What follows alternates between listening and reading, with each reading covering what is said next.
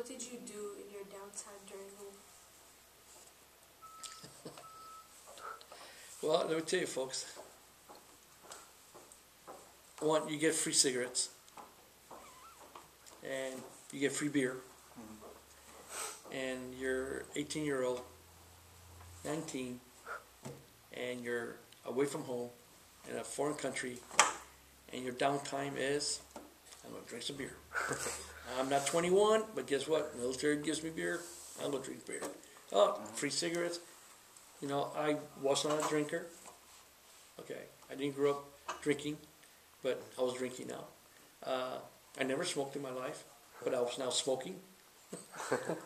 But so because those are downtimes, and you know, so sometimes you get a chance to go to into Saigon, and because we were so close.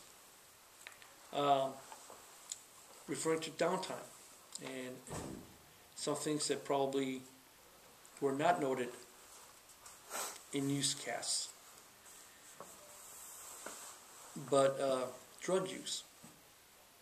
You were exposed to a lot of drug use, and folks didn't.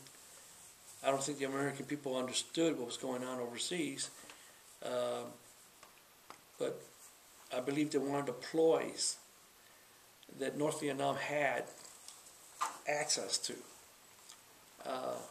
was opium. All the poppy fields out there. So it was easy to get heroin. If you got injured and you were in pain, what would you get? Morphine. It wore off. Morphine. And it wore off again. Morphine. So you were exposed to heroin. The military gave you morphine. There was marijuana over there, but the marijuana wasn't like the marijuana that was marijuana here in the United States early. That was coming from Thailand. Very potent. And so you had our GIs smoking weed, and they're ready to go into combat, or drunk, you know. And if you go into town, you have to be careful that if you go into a bar, if you didn't understand the American terms, you were going to be drinking beer with heroin, because you had to say, I'll take a beer.